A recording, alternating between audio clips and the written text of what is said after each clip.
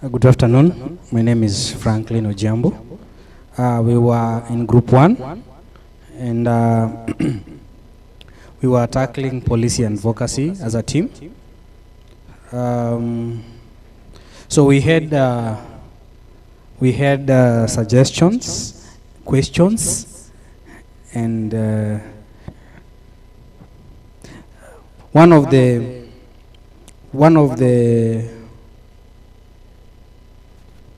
ideas that was shared by the team was we need to have a central place where the policies can be easily accessed, and they talked of things like digital formats and digital platforms where when policies are implemented, they can be easily accessed by everybody.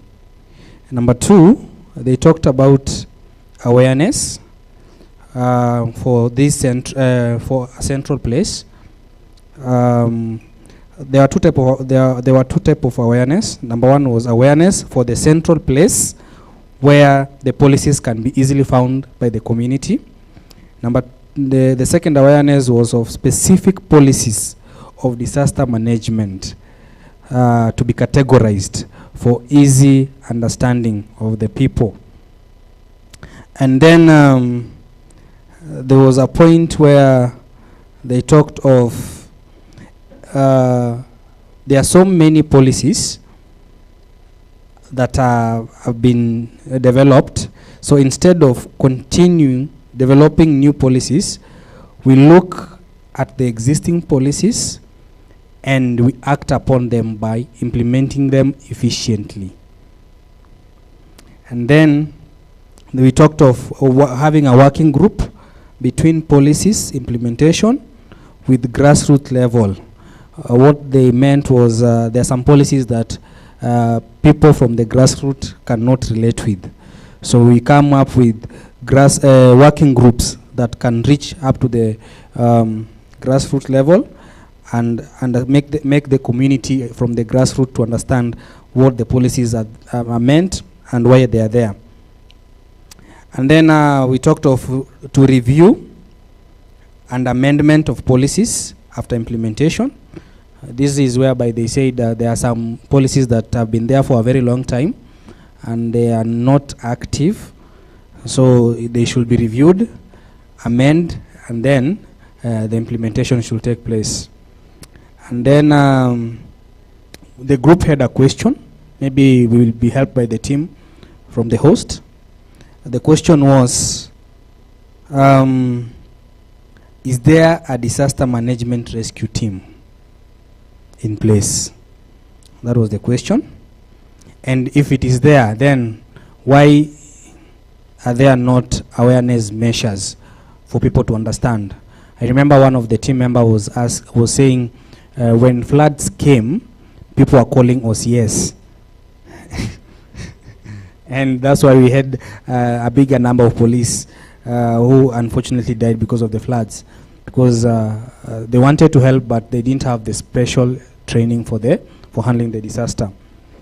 So maybe you can help us answer the question. And then lastly, the group suggested that we have a special training and education for disaster management rescue team. And they quoted one of the Sonko rescue team that was there in place. This team should be well trained to handle disasters and well educated. And then lastly, Kabisa. Only 3. We're only 3. How many know how to swim? I'm sorry, I have to ask. This basic. Okay. A bigger number. How many know how to rescue someone from the roof? From the roof. But of course you're trained on that one, right? Yeah. So there's a lot that even for us, I think also individuals, we need to look at the individual responsibility, the society, and also at the government level. Because now, if it's a policy issue, we have to go back to the Ministry of Education and see how do we then standardize that kind of curriculum that everyone needs to have these life skills, right? Yeah, so thank you so much for that. Group number 2. Are we ready? Wonderful. And then group number 3 can also come at the front also. Fantastic, yeah. Wonderful, wonderful. All right, over to you. Good afternoon, everyone.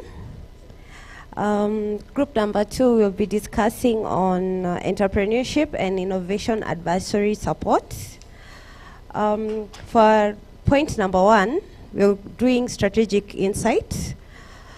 We're going to be doing engage agencies to give early warning signs, e.g. floods, or in case of an earthquake, prone areas, to allow SMEs and startups to move business to avert risks. We were given a very good example by Kenya Red Cross, which was, I think it was one of the best innovations ever, because if our SMEs and startups really took into account whatever was texted, they would have saved a lot. And then number 2, we need to have advisory on location for settlement and location of start of business.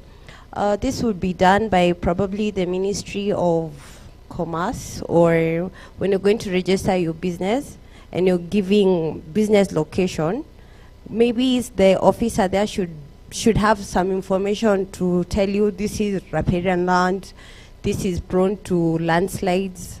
And even you as an entrepreneur, you should have done due diligence on where you're going to set up your business. And then we have point number 3 on innovation. We should then back on innovation geared towards number 1, sustainability, before and after the disaster period. An example of this would be, in case a flood came today, and how will my business survive the flood?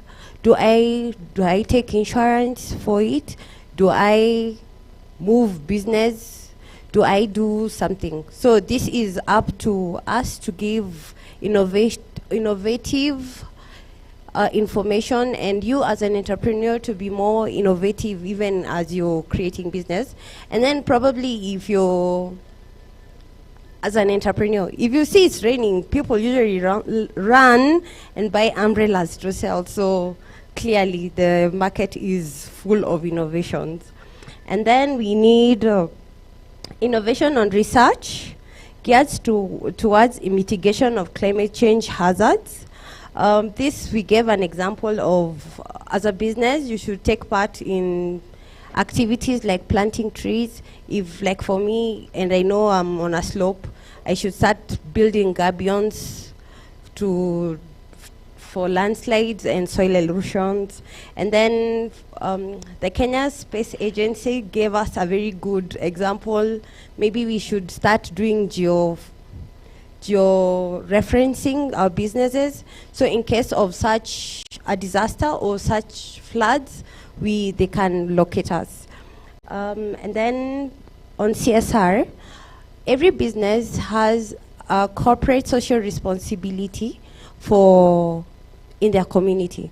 So in our strategic CSR manual or strategy, we should come up with innovative policies that are risk mitigating. Like if you call lowlands and you know there are floods, come up with CSR policies that would probably help the community in case of floods. Or if it's drought,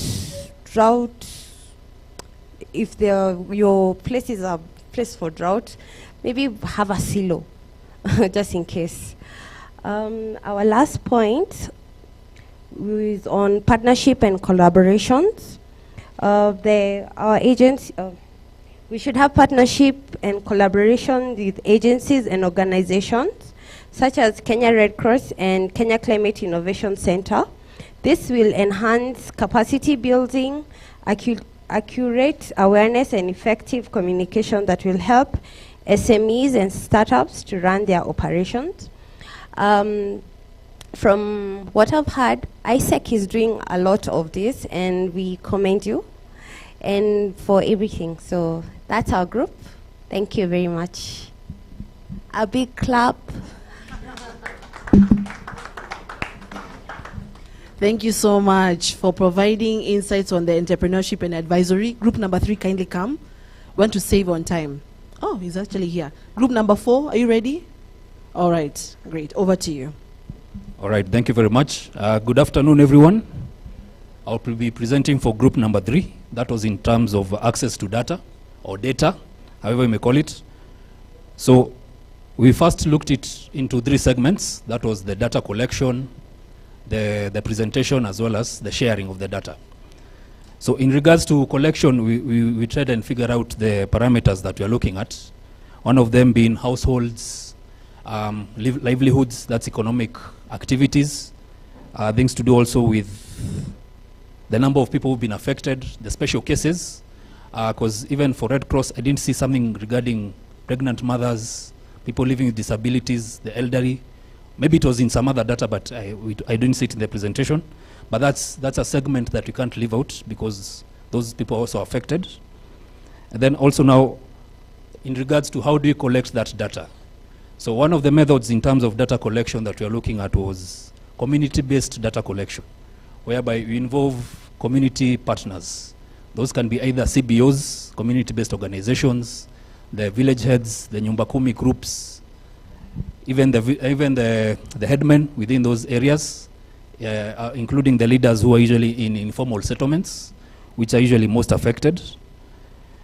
And then, apart from that, we looked in terms of interviews, and when we looked at interviews, we were regarding something to do with data privacy, and here is whereby we came up with something that's anonymous.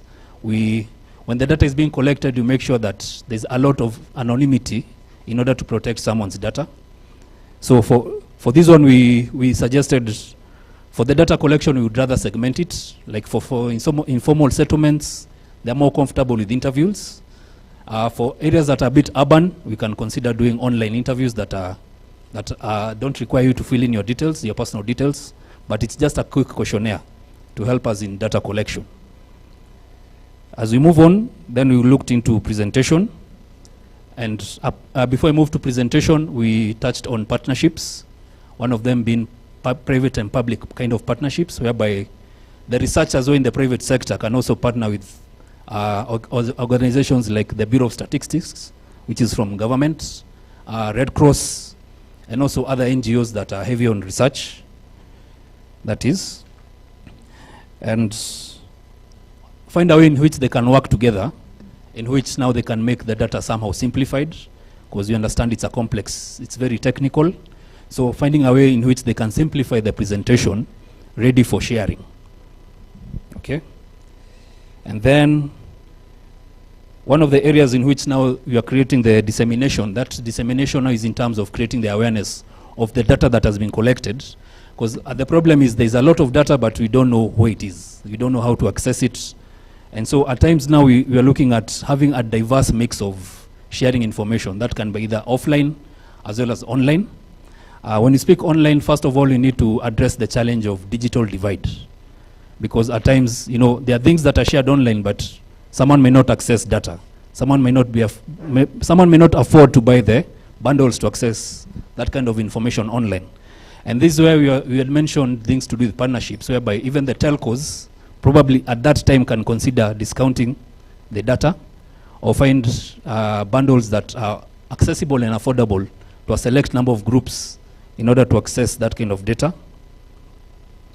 Data protection is something that also has to come out strongly, because we don't need to mention the sources or the particular individuals who've given us the data. That should not be shown on the presentation. And then I'd mentioned something to do with data, community-based data collection. And then data sharing. There needs to be a standardized format in which that data is shared. Perhaps if it's for people who are living in informal settlements, are they okay with posters? Are they okay with radio announcements? Are they okay with announcements from their local authorities? If it's people who are living in urban estates, would they rather prefer infographics? Would they refer maybe the news on mainstream media, or perhaps a tweet from the official channels that communicate disaster? And then also there needs to be expanded internet access. There are areas that don't have that kind of access to internet. So government probably should work in terms of infrastructure that can enhance that kind of internet to access the online data. Still on the line of communication, you're looking at, in a country where you have 44 plus tribes, and there are people who don't understand English or Swahili, despite it being the official language. So there should be options in which probably you can put it in vernacular or through vernacular stations for people to better understand, people on the ground. And also looking at special cases, because you can imagine people who are deaf, how do they know that there are floods? How did they get that warning? At least someone who is blind can hear, but someone who is deaf, probably, apart from seeing, can't be helped much. So data that can also address the special needs of the audience and the citizenry. And then as we create that kind of data in the presentation, also we need to look at the historical data, because that one will help us in mapping. What happened in 97? What has improved since 97? How can we map this country? Which are the high-risk areas? Which areas need access to health facilities for emergencies? Which areas need maybe access to what do you call these guys? Firefighters or rescuers or rescue centers. And then as I conclude, the objectives need to come out clear, the objectives of the data. That could be internally before it's shared externally. That is in terms of helping in resilience building. That's for future planning. Also historical data and risk modeling, that just as I mentioned, in terms of mapping. And also having long-term mitigation strategies. It's not all a matter about firefighting, but also understanding that based on historical data, probably it floods every 4 years. So there are high chances that maybe in the next 4 years there will be another flood. So how ready are we for that? Yes, and that's it for me. Thank you very much. Thank you so much. And I think I like the fact that you brought in the people living with disabilities and ensuring we have social inclusion. Because you're right. Actually, they're the most vulnerable. And vulnerability is not a matter of income, right? As what we have seen. It is actually people who are unable to be supported in that process. I can see Edna is ready. Take the stage. Yeah, it's called time management. Once again, my name is Edna. Good morning or good afternoon. Okay, so we were tackling point number 4, which is a localized crowdfunding response.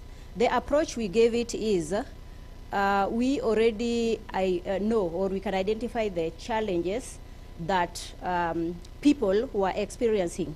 And entrepreneurship is about developing solutions for the challenges. So what are these challenges?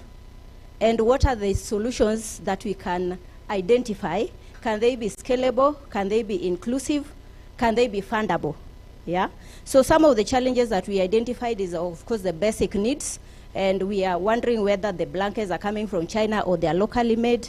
We are identified financial needs because there's property laws, there's business laws, there's access to information. Because there's no real-time information. If the local chief is coming to update us in the camp today, maybe the next time we are seeing him is the following day, so no real-time information. Lack of sensitization or just ignorance, yeah? So how do we develop solutions around this? There's also structures that people are taken to, the temporary structures. We are wondering, do they really address unique needs of the people who are there? Or children will be put together and old people together. But can we have a modern way of addressing this? If we are a family, I want to stay with my family, can I still stay as a family in that camp? There's also other support needs that are required, like the counseling. We also tried to imagine when there are loved ones who are dead and the whole place is flooded, where will they be buried? So do we have solutions around that? Land disclosure, when it comes to now, after we go back. Can I actually have history around this piece of land that 10 years ago there were floods, so that I can make informed decision whether I'm going to buy, cultivate, or whichever solution I'd like to use the land for. So some of the innovations that we think can be implemented along these lines. We have manufacturing. We have to encourage our people to manufacture. Those blankets need to be manufactured by us. There's also food preservation. We don't have to, plant vegetables a day to day. We can dry them. and keep them somewhere. When we are made aware that disaster is coming, we can carry our managus to wherever we are going. We also have innovative farming methods like hydroponics. If the flood is down there, I can raise my tomatoes up, you know. Yeah, there's also water harvesting, and we mentioned that this can be done through both private, public partnerships. We can build dams so that we can have reservoir for the water to use later. We also have a solution around shared resources. An example of the burial scenario. I can actually go to Nyamira, where we are being told there were no issues, and bury my relative there if we have that kind of shared resources framework. So this will also help the SMEs to be able to come back quicker, because if I had my shop and it was immersed in water and we have a shared resource where I can still do my business, it will be able to work for me. The other thing is capacity building that is holistic. She mentioned that some of us don't even know how to swim. You know, I was wondering, but probably it's because I've never been taken by a flood. I was like, why don't they swim? You know, because I know how to swim.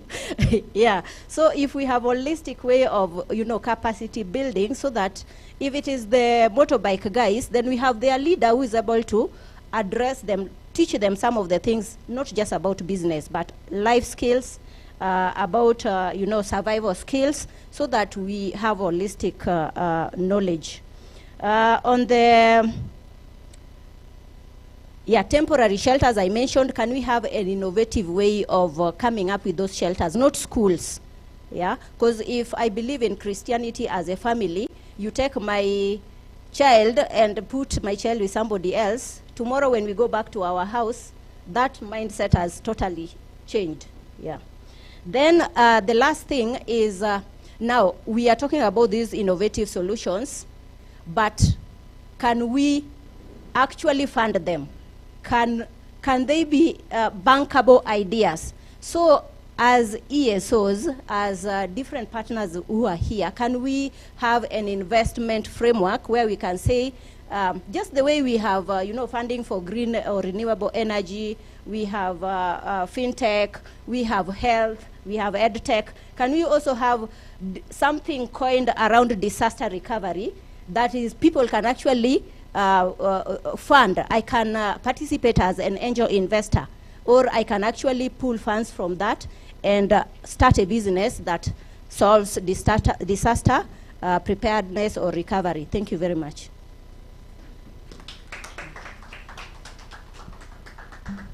Fantastic. As she's coming up, I think the interesting thing that I want us to also think about is, and you mentioned the cultural exchange as communities are connecting.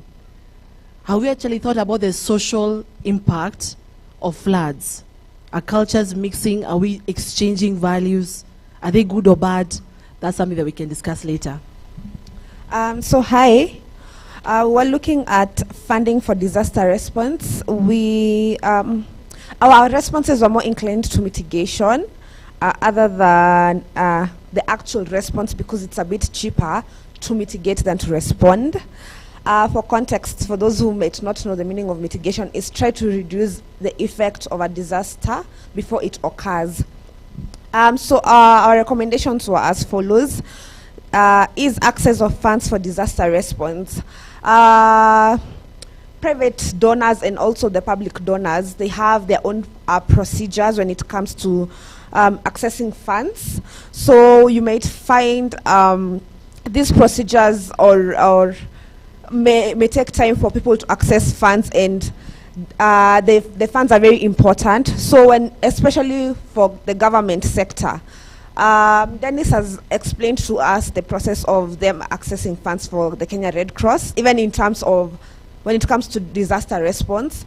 So we find if the procedures are eased, we can averse more risk, and we can reduce the level of risk.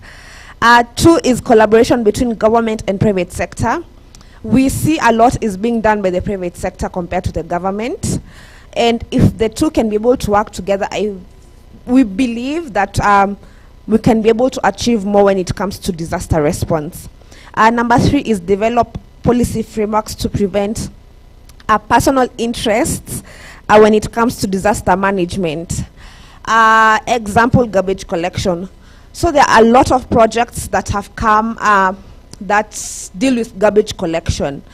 And how is garbage collection related to disaster? So this garbage, especially in the CBD, in Endanga, it goes and blocks the sewage lines, and hence we see and it leads to the flooding that we've seen of late when it rains heavily. So it starts from the beginning. If there's no interests, personal interests, that means tungeza to avoid the disaster from the very beginning, the flooding disaster.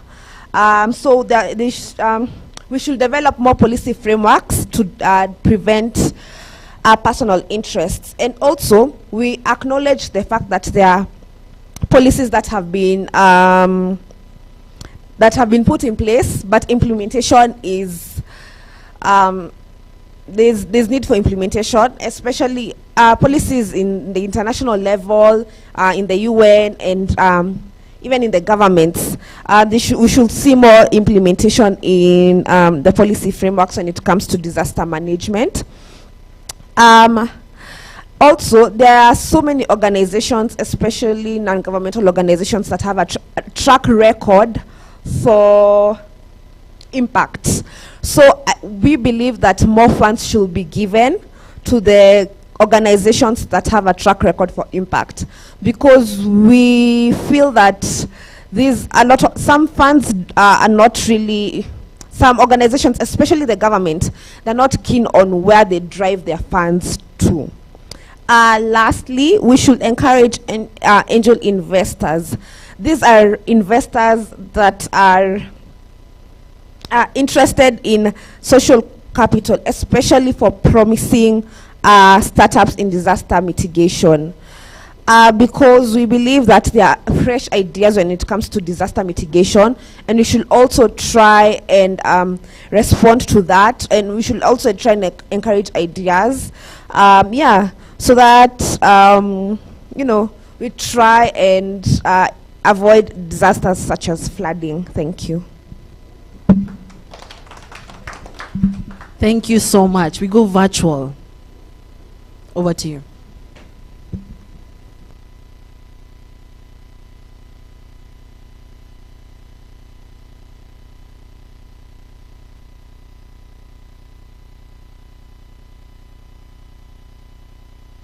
So Derek, yes. Derek, you can go and unmute and then give us the findings from the virtual discussion. Oh, and Salim.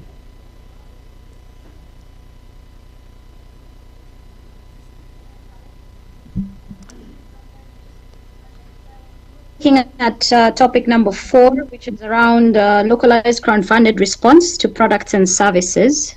Please confirm you can hear me? Loud and clear. Perfect. All right. So as you know, crowdsourcing is not a new concept. It's been done for years on end. And so what we're proposing is that, one, for crowdsourcing to be successful, a convener is needed.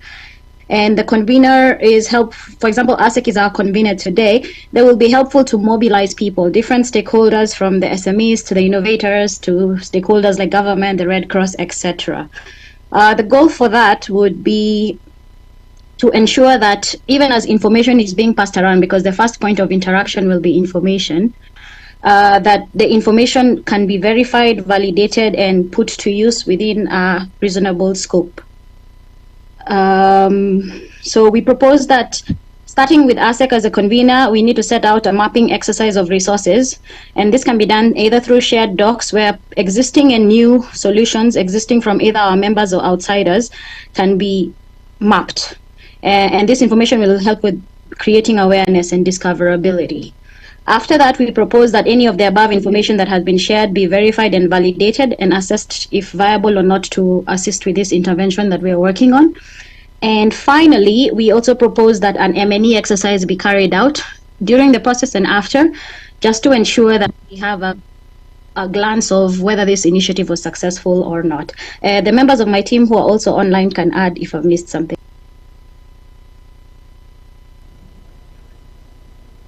members from the online group, in case you want to add something. Yes, and that was very summative and very conclusive. So let me now invite my colleague Brian, who will take us to the next stage.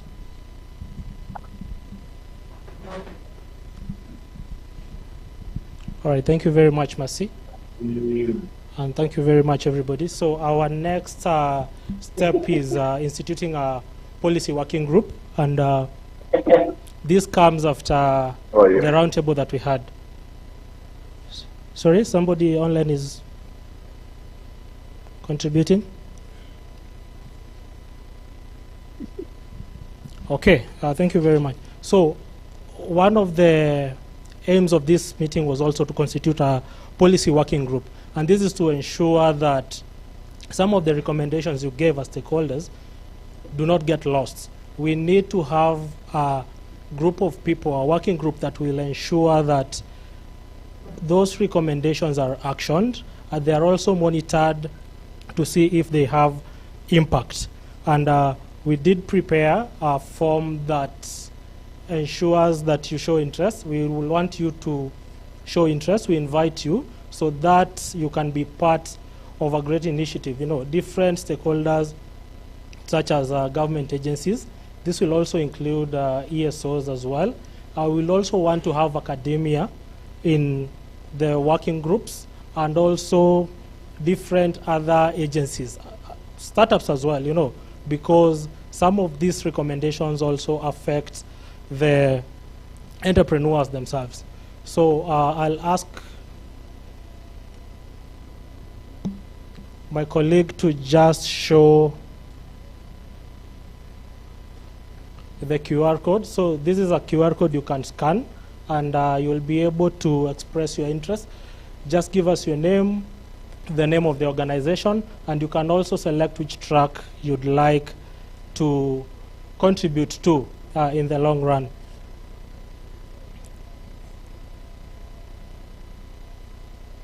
And feel free to be part of this community, because of course you are contributing to a greater initiative than yourself. And we do hope that down the line you'll also be able to see impact of what you've been able to do. Just a moment.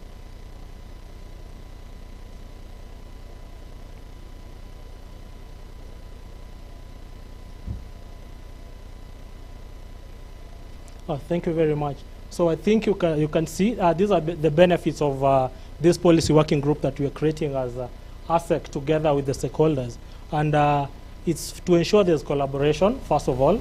The other thing is also to ensure that those valuable insights that you provided that are not lost. And then you'll be able to provide a good action plan that ensures everything that was recommended is seen to the end, and then monitor the regular progress and adaptation.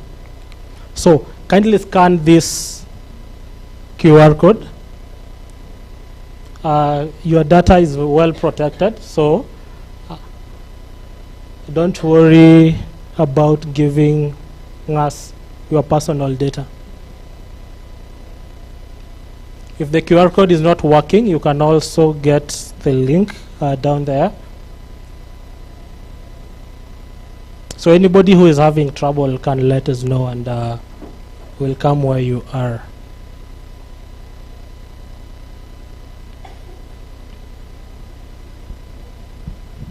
So we'll be monitoring. I'm hoping that I'll have at least 40 responses from this room, and at least 4 different tracks. If something is not clear, we can also clarify. So I hope you're sharing this with the online audience as well.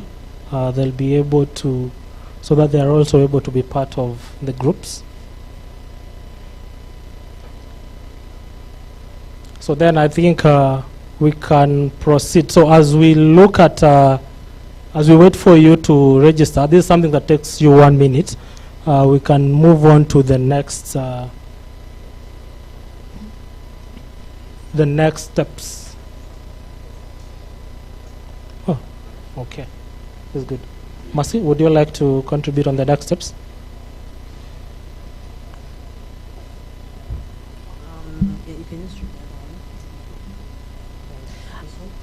The reason why we're creating the working group is because we also want you to continue thinking through your ideas. I know the session or the time that we had given you was not enough to have that discussion. No, it's okay. Yeah. But yes, it's a chance for you to continue working on it as well as we progress, because we have to lay the foundation now. Remember, we are going to be one day 101 years old with a few teeth remaining. Are we going to enjoy the ecosystem that we built? Right? So let's do it now with all the energy and vigor that we have. And also, I just want to recognize Donald. Thank you for coming from so far, just to make sure you're here for the meeting. So we appreciate you also for being here. Now, the next steps. I think we can show the feedback form. We really want to get your feedback on how the event went, what needs to be done better. I heard a few of you wanted to become moderators of the next session. We are happy to see you leading at the front, because we do need more champions, and we must decentralize these conversations at the county level, and the best people to do it are yourselves. We have people from Kilifi, Kitale, Bungoma who have come all the way to Nairobi and even Kiambu. We need you to take back the same methodology of discussion and take it to your community. So kindly also scan the QR code and give us the feedback. A few updates from us. We are hosting our second CEOs and Founders Forum, where we're bringing together all founders and leaders and also managers to discuss about how do we as an ecosystem chart the next 20 years for the Kenyan innovation ecosystem, and what are some of the gaps that are ailing most of our leaders. We also need to capacity build the leaders, right? Actually the steering leads in our organizations that lead the direction of the company. So therefore, we also need to support them in that direction. That was the major one from my end, but I want to give it back to Brian. Thank you very much, Mercy. So as you proceed to give us your feedback, I can see we have what? Yes. Yes. I know we have not given that provision, or you can only join one. We can make that adjustment. So, all right, immediately after this. Okay. So, kindly register now, then we do a follow-up email.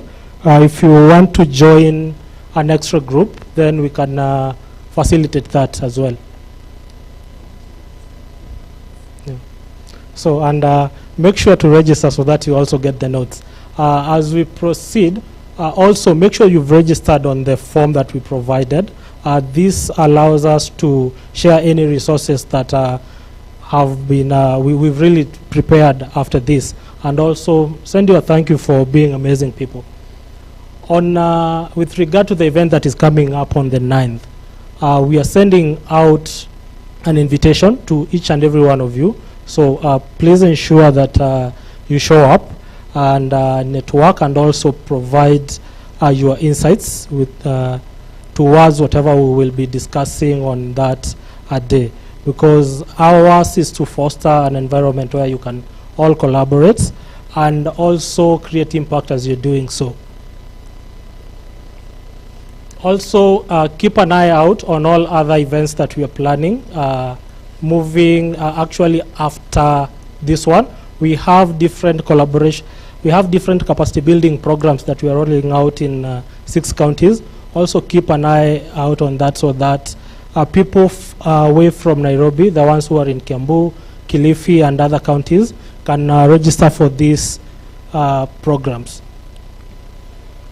Unless there's any other question.